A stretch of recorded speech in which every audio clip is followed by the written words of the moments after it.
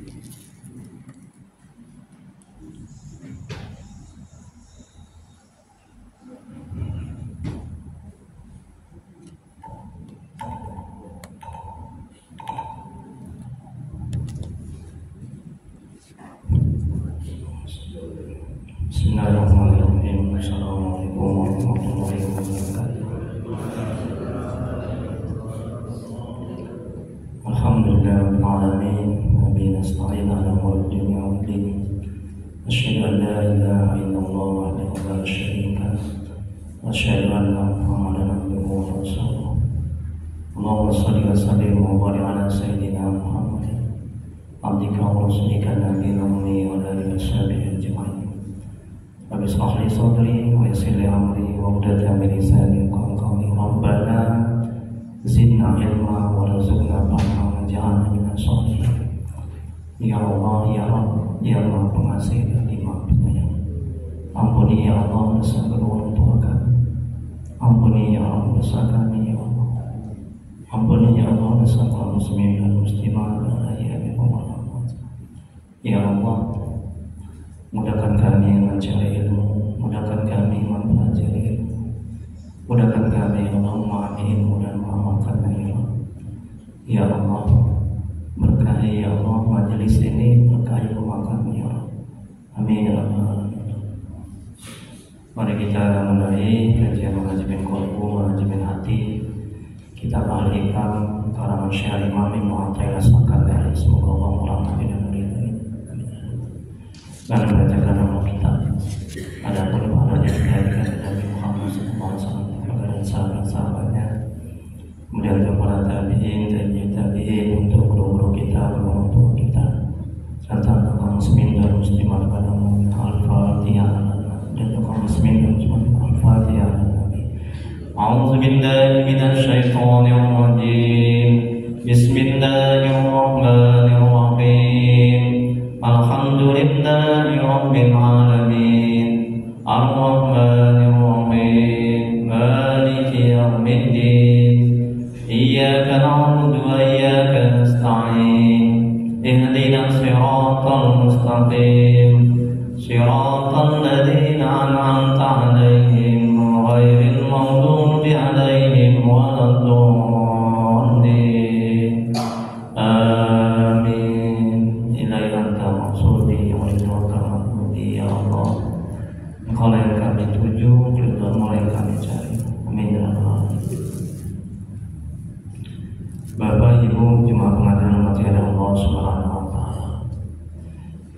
Baik, kita lanjuti kajian manajemen qalbu, manajemen hati. Kita balikan hikmah yang ke-36 ya. Di bagi yang Bapak Ibu yang belum mendapatkan hikmah yang ke-35, ini bisa diambil setelah pengajian. Syekh Al-Imam Ibnu Athaillah As-Sakandari, semoga Allah merahmati dan meridai. Amin ya rabbal alamin. Beliau mengatakan dalam kitab Al-Hikam, dalam hikmahnya, perhatianmu kepada sesuatu yang tersembunyi padamu berupa keaiban-keaiban adalah lebih bagus daripada perhatianmu kepada sesuatu yang terdinding darimu berupa yang gaib-gaib. Penjelasannya, kita tidak akan bisa sampai kepada Allah apabila kita tidak mau mujahadah. Mujahadah yaitu bersungguh-sungguh, usaha lebih keras. Itu namanya mujahadah, bersungguh-sungguh, usaha lebih keras untuk bisa dekat kepada Allah, untuk bisa mengenal Allah. Tidak mau melihat kelemahan yang terkandung dalam diri kita. Apa kelemahan kita? Apa kekurangan kita? Apa aib dosa kita? Apa maksiat yang sudah kita lakukan? Ya, buat maksiat, buat dosa, ya ujub, sombong, penyakit-penyakit hati lainnya ya. Lebih-lebih kelemahan itu berupa penyakit hati. Jadi kita tidak bisa sampai kepada Allah, tidak akan bisa dekat kepada Allah, tidak akan bisa mengenal Allah kalau kita tidak mau melihat aib-aib keburukan kita, penyakit-penyakit hati kita. iri, sombong, takabur, ya, sum'ah, merasa mulia, merasa hebat, merasa pantas masuk surga, menganggap orang itu buruk, menganggap orang itu cacat, menganggap orang itu lemah. Itu penyakit hati. Senang melihat orang susah, susah melihat orang senang. Senang melihat orang susah, susah melihat orang senang. Itu penyakit hati. Kita nggak mau melihat itu semua. Kita nggak akan bisa dekat dan mengenal Allah. Hati kita nggak akan bisa bersih. Ya. Jadi kita harus berjuang, harus mujahadah, bersungguh-sungguh, usaha lebih keras agar penyakit hati kita itu hilang. Dengan apa? Dengan banyak bertobat kepada Allah, kemudian banyak melakukan ketaatan, ya, berzikir, istighfar, sholat. Itu cara membersihkannya. Kemudian berikutnya Rasulullah SAW bersabda, alangkah baiknya orang yang sibuk meneliti aib diri mereka sendiri dengan tidak mengurusi, membicarakan aib-aib orang lain. Disebut aib lain. Jadi kalau kita nggak sibuk melihat penyakit hati kita nggak akan tergerak hati untuk mau bertobat, untuk mau perbaiki. Kenapa kita punya waktu untuk melihat aib orang lain? Kenapa, Bu? Kenapa kita punya waktu untuk melihat keburukan orang? Karena kita nggak sibuk melihat kekurangan diri, dosa-dosa kita, ya kan? Kalau kita nggak sibuk melihat kekurangan diri, aib-aib kita, dosa-dosa kita, ya, memberesi penyakit hati kita, mengobati penyakit hati kita akan punya waktu untuk melihat kekurangan orang lain. Kita akan punya waktu dan sibuk untuk mengurusi aib-aib dan dosa orang lain.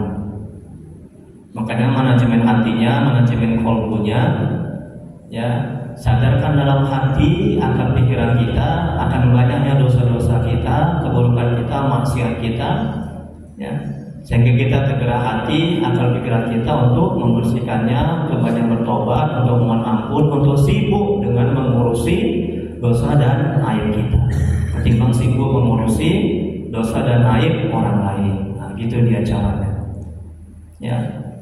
Karena dosa kita aja belum tentu diampuni, betul loh, ya kan? Tobat kita aja belum tentu diampuni, diterima oleh Allah, betul. Dosa kita belum tentu diampuni, tobat kita belum tentu diterima oleh Allah.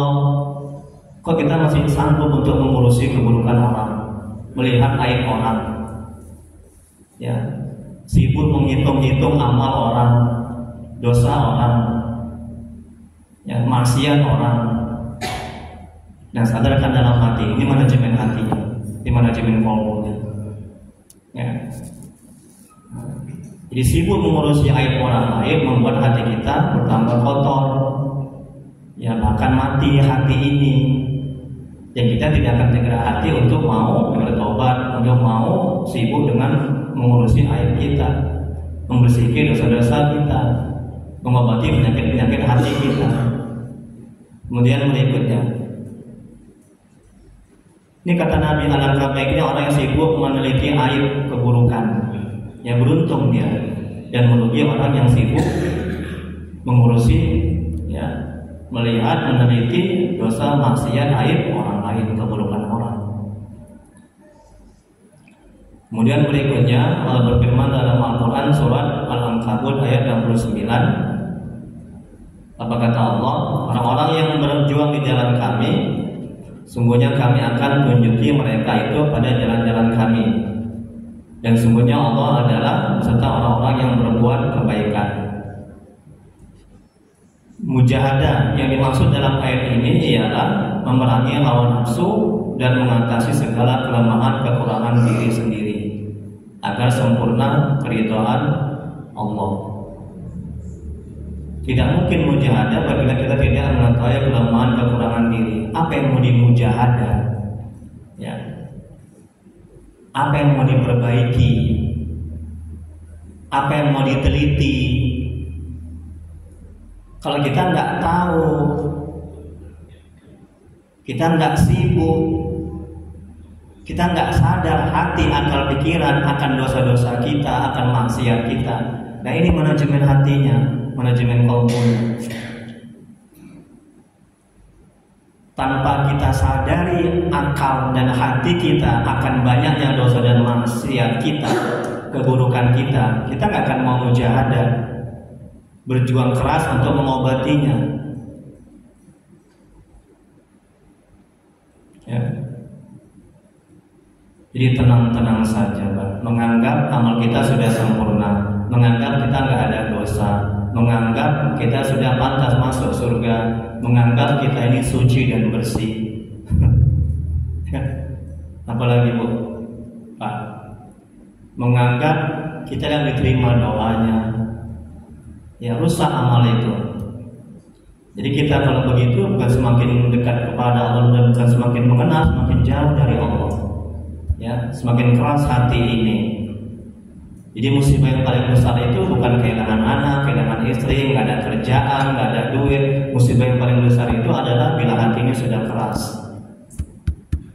Ya. Karena hati sumber keselamatan, hati sumber kebahagiaan, hati sumber ma'rifatullah, mengenal Allah, hati sumber dekat kepada Allah. Karena kata Allah dalam Al-Quran, A'udzubillahi minasyaitonir rajim, Bismillahirrahmanirrahim, Yauma la yanfa'u malun wala banun illa man atallaha biqalbin salim. Di mana harta, pangkat, jabatan, anak tidak berguna kecuali orang yang menghadap Allah dengan hati yang qalbun salim, hati yang bersih, hati yang selamat. Apa hati yang selamat, qalbun salim? Kata Allah dalam Al-Quran itu, hati yang dekat kepada Allah, hati yang bersih, hati yang mengenal Allah, hati yang cinta kepada Allah, hati yang mentauhidkan Allah. Ya. Kemudian berikutnya, aib menurut ilmu tasawuf adalah suatu yang harus membawa kepada kekurangan pada orang. Yang disadarkan kekurangan itu padanya, maksiatkah kekurangan itu atau bukan? Apakah kekurangan itu pada perbuatan atau pada akhlak atau pada sopan santun, baik terhadap Allah atau terhadap hambanya? Itulah dia aib menurut ilmu tasawuf. Ya, kekurangan, cacat, adab, akhlak, sopan santun kepada makhluk, kepada Allah. Maksudnya bagi seorang yang mengerjakan suatu dosa atau bukan, yakni suatu yang kurang pantas, berarti ia telah mendatangkan kekurangan pada dirinya sendiri. Ia telah mendatangkan suatu kecelakaan pada perbuatannya atau pada akhlaknya dan pada kesopanannya, baik terhadap Allah maupun kepada hambanya. Tegasnya orang yang mengerjakan sesuatu yang tidak baik atau kurang baik, berarti ia mendatangkan kekurangan pada pribadinya sendiri.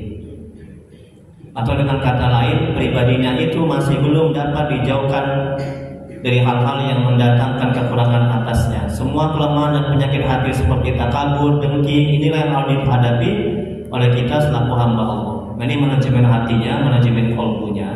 Ya, sadarkan dalam hati, akal, pikiran kita.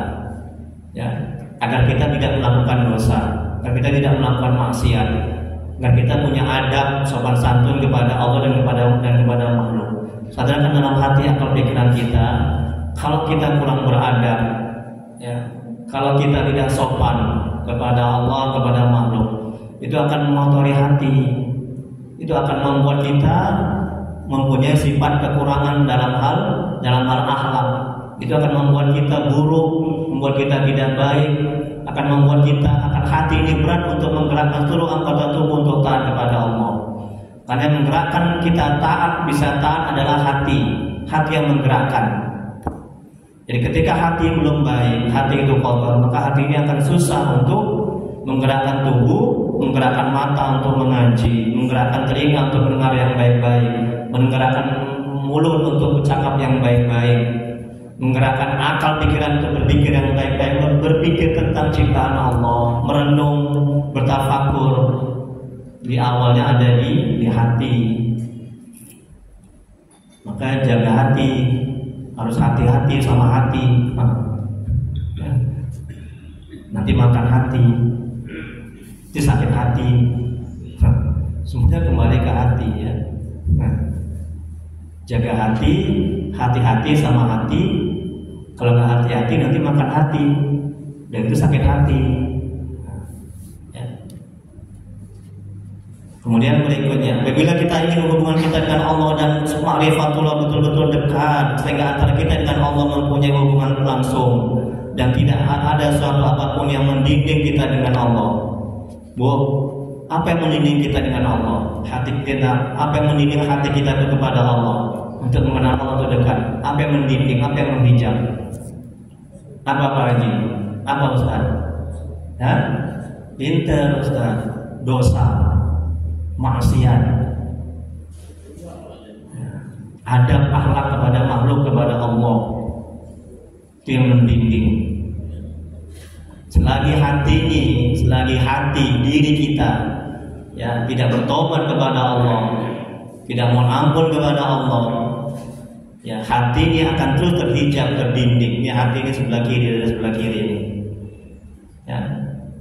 Maka hati tidak akan bisa mengenal Allah, tidak akan menganugerahkan, tidak akan mengkaruniakan dosa yang masih, hati yang masih terhijab, terdinding dengan maksiat dan dosa. Allah tidak akan menganugerahkan, tidak akan mengkaruniakan. Jadi ma'rifatullah itu mengenal Allah itu buah atau karunia, anugerah dari Allah, bukan karena ibadah kita, bukan karena tahajud kita, ya, bukan karena amal soleh kita. Itu semata-mata karunia Allah, anugerah dari Allah. Jadi jangan sombong dengan banyaknya tahajud, ya. Oh aku udah mengenal Allah, udah dekat kepada Allah, ya. Dari ijabah doaku, jangan ya. Kemudian berikutnya,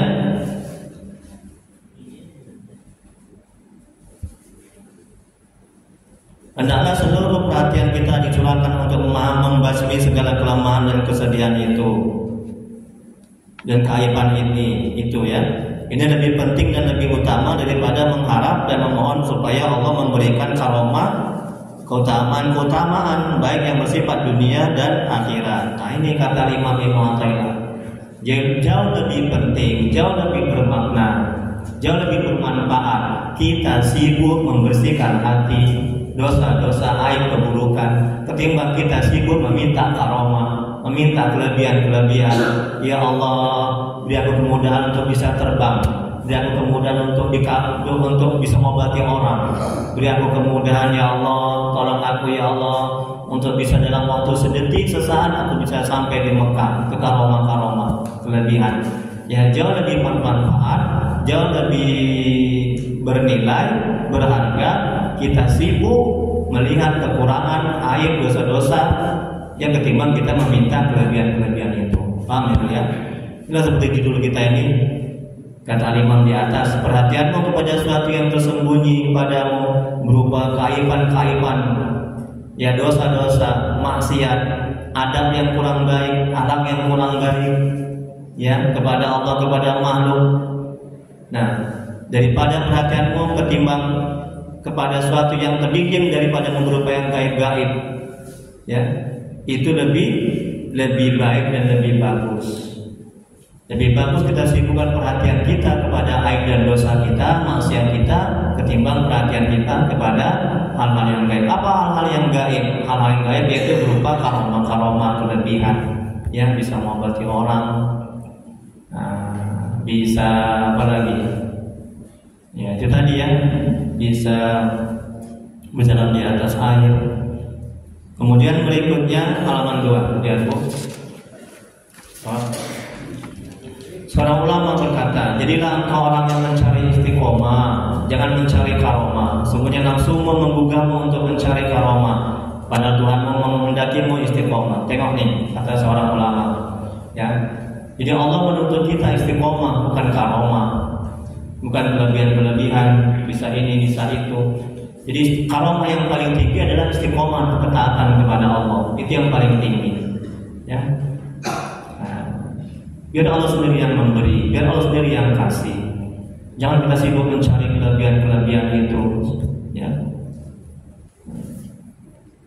Jadi kalau kita sibuk mencari kelebihan karomah, ya kemuliaan itu namanya sudah nafsu. Nafsu menggugah kita untuk mencari karomah, untuk mencari kelebihan. Ya, bisa kebal ditusuk, ya, bisa menghilang, bisa mengobati orang. Itu nafsu menggugah kita untuk mencari-cari itu. Sedangkan Allah, Tuhan kita, menuntut kita supaya bisa istiqomah dalam ketaatan. Nah, istiqomah di dalam ketaatan nanti Allah kasih tanpa kita minta. Ya. Kemudian berikutnya Allah berfirman dalam Al-Quran surah Al-Ahqaf ayat 13 sampai 14. Apa kata Allah? Sungguhnya orang-orang yang berkata, Tuhan kami adalah Allah, kemudian tetap istiqomah, tidak ada rasa takut pada mereka, dan mereka tidak pula bersedih. Mereka itulah para penghuni surga dan kekal di dalamnya, sebagai balasan atas apa yang telah mereka kerjakan. Mereka perintah Allah supaya istiqomah, ya, bukan mencari karomah, bukan mencari kelebihan. Ya. Kemudian berikutnya dari Sofyan bin Abdullah As-Saqafi, semoga Allah merahmati dan meridhoinya. Amin ya rabbal alamin. Beliau berkata, aku bertanya kepada Rasulullah SAW, wasiatkanlah kepadaku tentang Islam, di mana saya tidak akan bertanya kepada siapapun selain engkau. Nabi menjawab, katakanlah aku beriman kepada Allah, kemudian beristiqomahlah. Ini perintah Nabi. Istiqomah perintah Allah, perintah Nabi. Ya ikuti aja, istiqomah aja dalam ketaatan. Terus kita sholat, mencari ilmu agama, ya, berzikir istiqomah. Nah, kalau misalnya kita biasa tahajud misalnya 10 rakaat, kalau kita sedang lemah, jangan sampai nggak tahajud sama sekali. Ya, minimal 2 rakaat, tutup sama witir 1 rakaat. Ya. Nah, begitu cara kita bisa istiqomah. Nah, sedang sakit begitu juga, kalau nggak bisa berdiri kita berbaring sholatnya. Ya, jangan sampai tidak sholat tahajud. Jangan sampai tidak membaca Quran, istiqomah terus menerus dalam ketaatan. Ya. Ketika tergelincir jatuh dalam maksiat dan dosa, langsung bangkit istighfar mohon ampun kepada Allah. Berdosa bersih, istighfar dengan istighfar bersih, berdosa bersih. Ya, nanti Allah akan tuntun hati kita, diri kita, sehingga kita tak buat dosa lagi. Nah, begitu. Jangan kapok aku tobat, nanti buat dosa lagi. Jangan seperti itu. Ya. Kemudian berikutnya, umumnya tabiat manusia tidak menghiraukan keaiban-keaiban, tetapi lebih mengutamakan pada hal-hal yang dianggapnya baik, meskipun sifatnya masih fata morgana atau bahkan masih belum ada apa-apanya. Sama seperti orang sakit yang tidak mau melihat penyakitnya untuk diobati, tetapi perhatiannya lebih dahulu mengarah kepada hal-hal yang harus dikerjakannya apabila ia sehat, sehingga lebih melihat pada kesehatannya saja, tetapi melalaikan penyakit yang ada di tubuhnya, sehingga tidak mementingkan mengobati penyakitnya itu lebih dulu. Tengok nih kata Imam, ya kan gitu kan. Nah, ketika sakit asam urat berbulan-bulan, bukan sibuk mengobati penyakit asam uratnya, tapi sibuk, nanti aku pergi bertamasya, ya, beli ini segala macam, ya, yang senang-senangnya aja dipikiri, penyakitnya nggak dipikiri. Jangan Bu, gitu kebanyakan. Nah, gitu juga penyakit hatinya, iri, sombong, takabur, banyak maksiat, banyak dosa, itu nggak diperhatikan, ya. Itu dilalaikan. Nah, tapi hal-hal yang gaib, nah, bisa mengobati orang, bisa terbang menjadi wali Allah, ya, doa dikabulkan, doa mustajab, hati merasakan kenikmatan, kelezatan. Nah, itu yang dipikirkan. Nah, ini manajemen hatinya, ya, manajemen qalbunya, agar kita mau tergerak hati untuk melihat kekurangan diri, aib, keburukan, maksiat, ya. Gitu juga kalau misalnya kita sakit, ya, sakit asam urat, ya,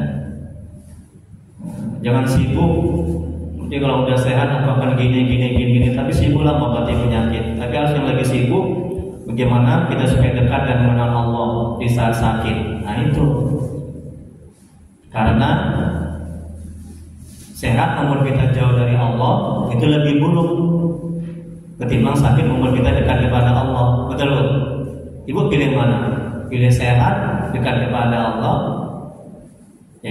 pilih sakit dekat kepada Allah, atau pilih sehat semakin jauh? Mana pilih ibu? Mana pilih? Jawablah bu, saudara. Jujur ya bu ya. Tapi nafsu kita itu menggugah kita, ya, menggugah kita. Bagaimana kita cepat-cepat aja sehat, betul kan? Kalau udah sakit itu, ya, itu nggak baik seperti itu. Ya, ini manajemen hatinya.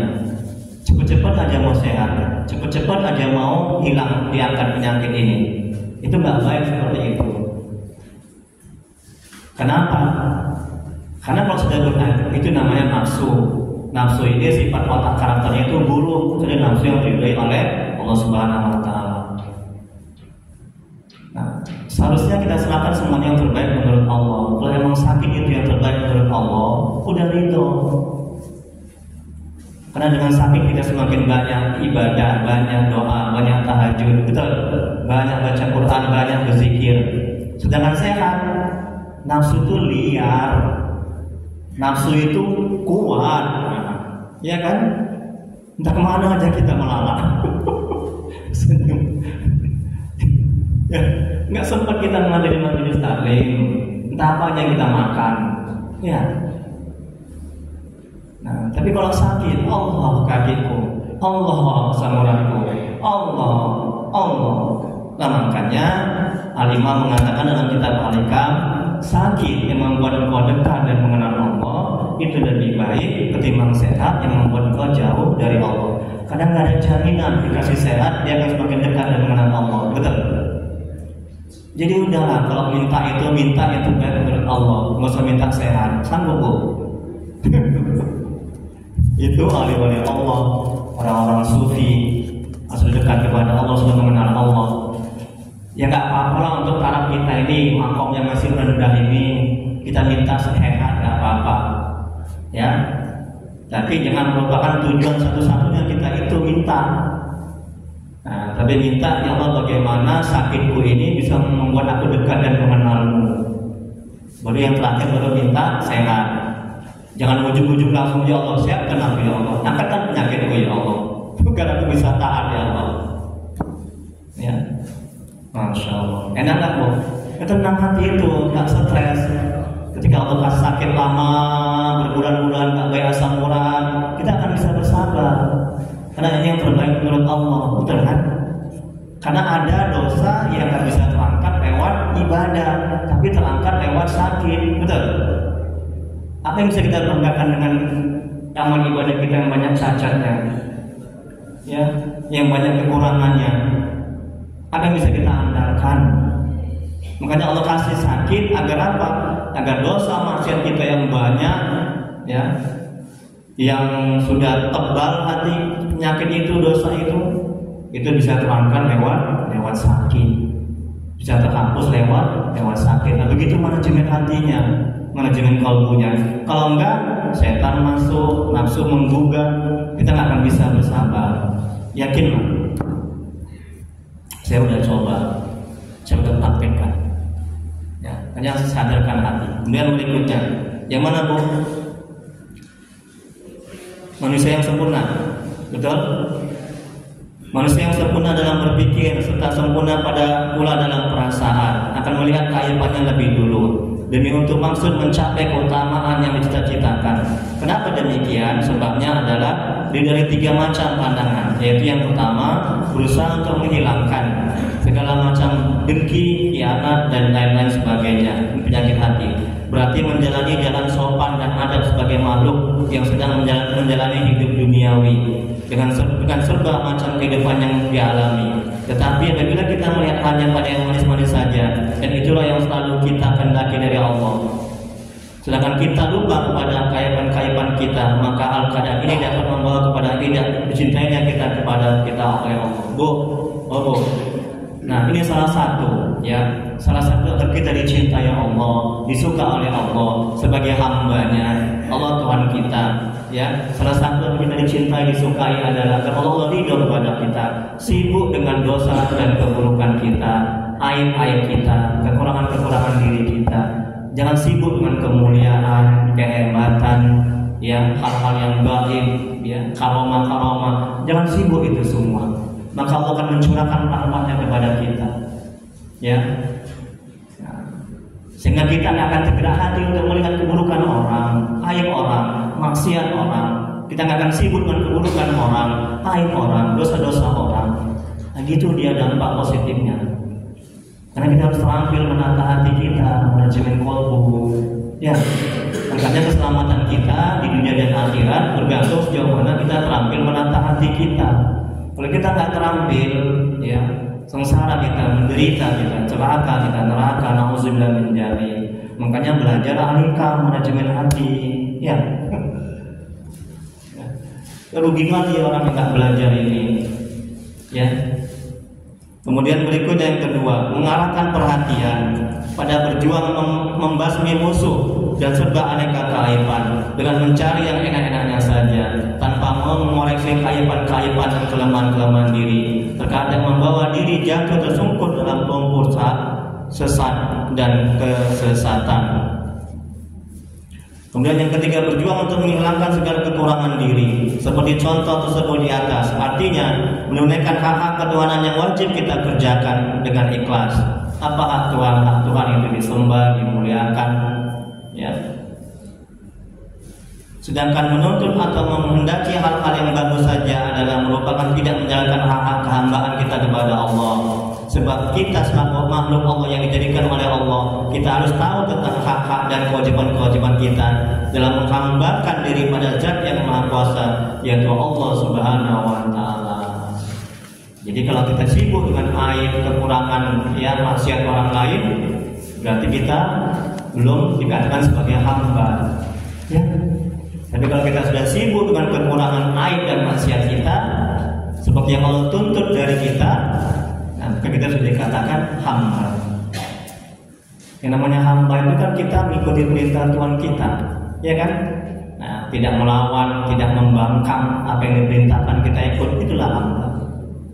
Kemudian yang terakhir, yang ketiga, halaman 3. Nanti hikmah ke-35 ini silakan diambil bagi yang belum dapat, ya.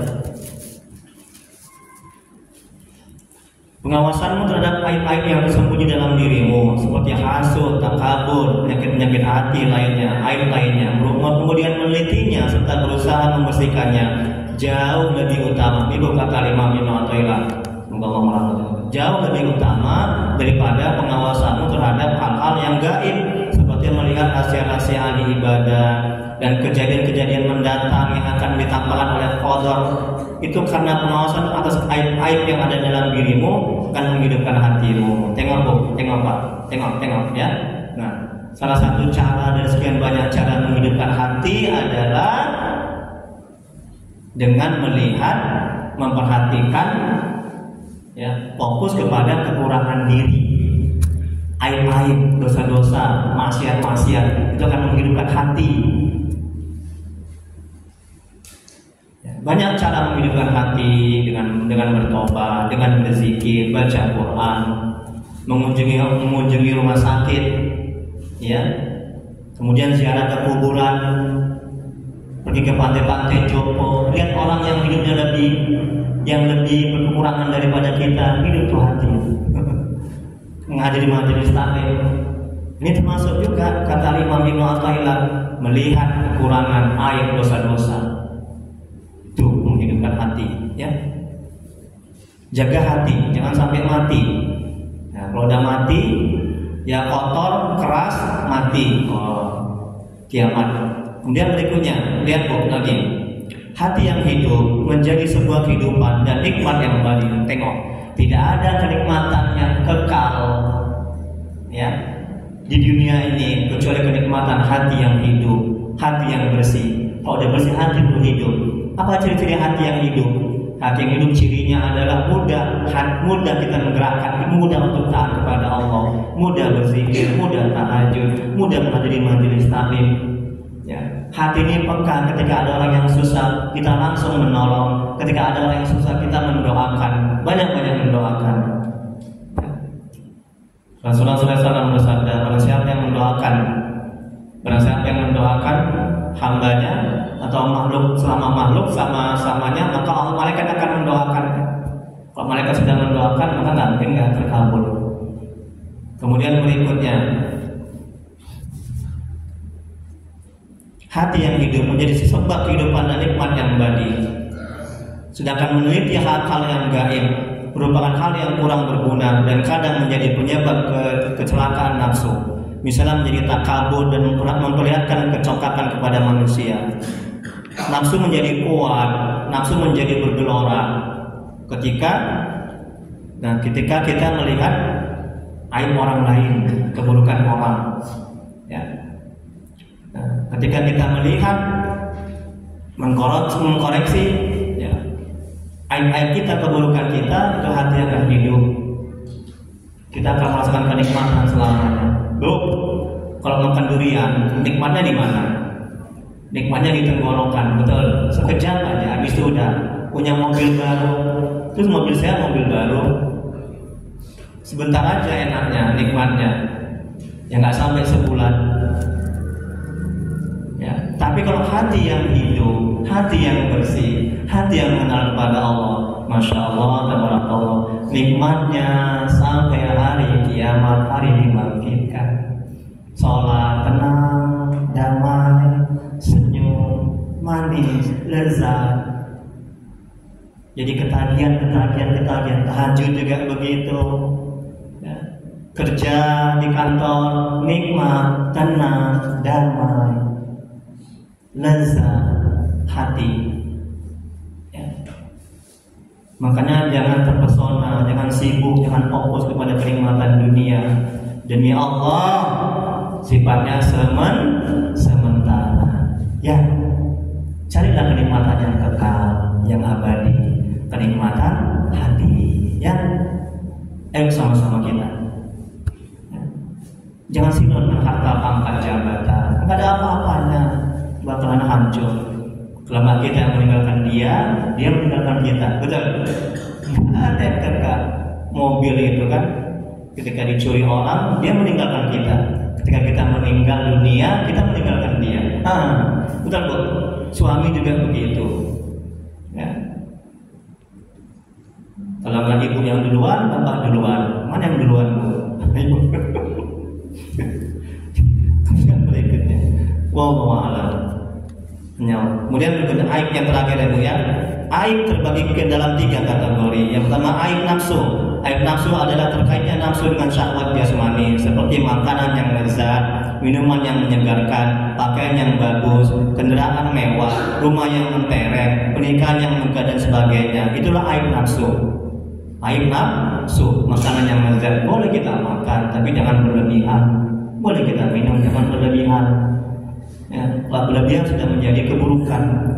Kemudian berikutnya, harus apa yang kita minum, apa yang kita makan membuat kita dekat, membuat kita kuat dan taat kepada Allah. Itu menjadi ibadah. Jangan hanya sekedar minum, sekedar makan, nggak dapat pahala. Paham Bu? Yang kedua, aib hati. Ini aib hati Bu. Aib hati adalah terkaitnya hati dengan keinginan-keinginan hati, seperti cinta kemuliaan, cinta kekuasaan, cinta keagungan, takabur iri, dengki, dan cinta kedudukan. Ingin dimuliakan, ingin disanjung, ingin dihormati, ya, mencari karomah, ya, bisa membagi orang, bisa terbang, kebal kusukan. Itu aib hati. Kemudian yang ketiga, aib ruh. Aib ruh adalah terkaitnya ruh dengan hasrat yang tersembunyi. Seperti yang ini, aib ruh tadi, mencari kemuliaan, makom, singgasana, bidadari, dan pencarian lainnya. Kemudian berikutnya perhatian seorang murid. Ini kita namanya murid, ya. Kepada sesuatu itu semua, itu menodai kehambaannya dan menghalanginya untuk menjalankan hak-hak ketuhanan. Kesibukannya dengan membahas aib nafsu hati dan ruhnya, serta usahanya untuk membersihkan semua aib itu jauh lebih baik dari perhatiannya pada ilmu tentang hal-hal yang gaib yang menghalanginya. Ini kata Imam. Rasulullah SAW bersabda, salah seorang dari kalian dapat melihat kotoran kecil di mata saudaranya, tetapi dia lupa akan kayu besar yang ada di matanya. Tengok kan, keburukan orang, ya itu dia ingat, tapi keburukan dia lupa. Ini surat Bukhari. Kemudian Abdullah Al-Muzani, semoga Allah merahmati dan meridhoinya. Amin ya rabbal alamin. Jika iblis memberikan was-was kepadamu bahwa engkau lebih mulia dari muslim lainnya, maka perhatikanlah. Jika ada orang lain yang lebih tua darimu, maka seharusnya engkau katakan, orang tersebut telah lebih dulu beriman dan beramal soleh dariku, maka ia lebih baik dariku. Jika ada orang lain yang lebih muda darimu, maka seharusnya engkau katakan, aku terlebih dulu bermaksiat dan berumuran dosa, serta lebih pantas mendapatkan siksa dibanding dirinya, maka ia sebenarnya lebih baik dariku. Ini agar kita rendah hati, agar kita tawadhu, ya, agar kita hati kita agar itu menjaga hati, manajemen hatinya. Ketika kita ketemu orang yang lebih tua, dia banyak pahalanya, sudah lebih dia dulu ibadah.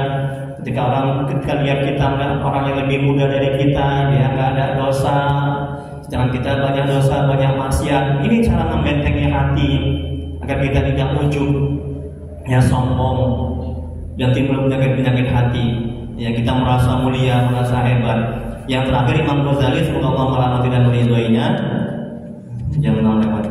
Cara mengetahui kekurangan diri, yang pertama minta pendapat dari guru. Ini penting, Ustaz, tolong Ustaz, apa keburukan saya? Koreksi saya. Nah gitu. Ulama-ulama dulu begitu. Nah, ya. Karena yang lebih mengetahui keburukan kita adalah orang lain, betul? Karena kita menganggap diri kita ini sempurna, diri kita ini bersih, iya kan? Diri kita ini nggak ada cacat. Yang lebih parah lagi, kalau ketika dikoreksi, dikritik, kita marahnya minta ampun. Iya kan? Itu nafsu. Ya. Jadi ulama dulu itu ketika dikritik, ya, diceritakan keburukan, dia datang itu yang mengkritik, dia berikan hadiah. Kenapa? Karena dosa dia itu pahala dia itu pindah ke kita, ke dia. Dia mendapatkan pahala dari orang yang memburuk-burukannya. Jadi kita nggak usah stres, ini manajemen hati kita nggak usah stres, nggak usah kecewa, nggak usah sakit hati. Ketika ada yang buruk-burukan kita, ada yang menjelek-jelekkan kita, tenang-tenang aja kita di rumah, kan mengalir pahalanya ke kita. Ini enggak, kita mencak-mencak, mencaci maki, ya kan? Awas poin aja. Kayak kau aja yang hebat enggak? Dia dosa, kita dosa, kita sama-sama dosa, betul kan? Nggak ada untungnya, stres kita dendam. Tengok 7 turunan, dia akan kuliah buka, tengok 7 turunan, coba bu. 1 turunan jadi udah meninggal dunia, 7 turunan, ya. Jadi sibuk mengurusi orang yang mengkritik kita, mencaci maki kita. Padahal kritikan itu, cacian itu jauh lebih sederhana ketimbang keburukan kita yang asli. Bu, kenapa orang masih mau bergaul sama kita? Saya lah juga. Kenapa Pak? Kenapa Ustaz? Iya, pinter. Ya Pak Haji, karena Allah masih menutupi keburukan kita, aib kita. Kalau Allah bukakan, ya nggak ada yang mau bergaul sama kita, nggak ada yang menjumpa sama kita. Sadarkan dalam hati seperti itu. Ya kita jangan sok bersih, jangan sok mulia. Ya, Masya Allah. Kemudian yang berikutnya, minta pada guru, tolong Ustaz, ya, apa aib saya, apa kekurangan saya, ya. Nah, justru kita akan sangat berterima kasih karena kita akan segera. Kalau kita manajemen hatinya, kalau kita nggak tahu kekurangan kita, aib kita, keburukan kita nggak akan segera hati untuk mau bertobat, untuk memperbaiki diri, betul? Apa yang mau diperbaiki kita nggak tahu, ya kan? Nah, umpama ini meja ini rusak meja ini bu. Ini untuk mendekati paham. Nampak kita, oh ini rusak, lecet. Tahu kekurangannya, maka kita tahu memperbaikinya, betul? Nah, kita nggak tahu kekurangan kita. Ya. Untuk itu, guru, teman yang baik itu sangat membantu untuk memperbaiki diri kita. Ya. Ini kata Imam Ghazali. Kemudian yang kedua, meminta pendapat dari sahabat. Tengok kan, yang ketiga muhasabah diri. Bagusnya setelah selesai sholat tahajud ya, bertafakur, muhasabah. Ingat dosa-dosa dari mulai pagi. Ada kita dosa ketika ada kita buat maksiat dan dosa di pagi hari, kita bertobat kepada Allah. Dosa dari mulai pagi sampai malam. Ketika ada kebaikan dari mulai pagi sampai malam, kita bersyukur kepada Allah. Rasakan dalam hati, akal pikiran kita bahwa itu semua karunia Allah, anugerah Allah, sehingga kita bisa berbuat taat. Bukan semata-mata karena kemampuan kita, kehebatan kita bisa taat. Jadi kita rendah hati, tawadu, ya. Kita nggak akan mengandalkan bersandar kepada amal. Kita bersandar bergantung kepada Allah, kepada rahmat dan kepada karunia-Nya. Gitu caranya. Enak kalau hidup kita kalau manajemen hati. Ya, kita akan jauh lebih bisa bersabar. Ya, kita nggak aku sombong, merasa mulia. Kemudian berikutnya yang keempat, mendengarkan pendapat orang yang tidak menyukai kita. Tengok itu. Ada orang nggak suka sama kita, dengarkan aja. Ya, jangan dimusuhi, jangan dijauhi, jangan dendam. Orang yang nggak suka sama kita itu kan aset, betul. Nah itu manajemen hatinya. Itu aset, tau kan aset dan bu? Itulah ada pahala buat kita. Itulah ada kita untuk memperbaiki diri, muhasabah diri. Ya kalau orang suka semua sama kita nggak tahu keburukan kita, betul kan? Dan kita enggan kepada kawan kita untuk menasihati yang mengkritik. Kalau kita sudah terlalu cinta dan sayang dan kita menganggap itu semua karena kehebatan dan kesanggupan kita. Kemudian berikutnya, yang kelima, melihat lingkungan masyarakat atau komunitas yang ditempati dan cara mengetahui kekurangan diri. Wallahu. Jadi kalau hikmahnya hanya Allah yang mengetahui. Syekh Imam Ibnu Athaillah Sakandari, semoga Allah dan mulianya, mengatakan perhatianmu kepada sesuatu yang tersembunyi padamu berupa kaipan-kaipan adalah lebih bagus. Itu dosa, maksiat, ya. Nah, tidak berakhlak kepada Allah, kepada makhluk. Kita perhatikan itu, kita perbaiki. Ya, itu lebih baik, lebih bagus. Ya, daripada perhatianmu kepada sesuatu yang terdinding darimu berupa hal yang gaib. Itulah yang bisa terbang, kemudian bisa mengobati orang, bisa berjalan di atas air, karoma-karoma, itu hal yang gaib. Ya. Jangan fokus sama itu. Silakan mungkin Anda diskusikan, Bapak Ibu.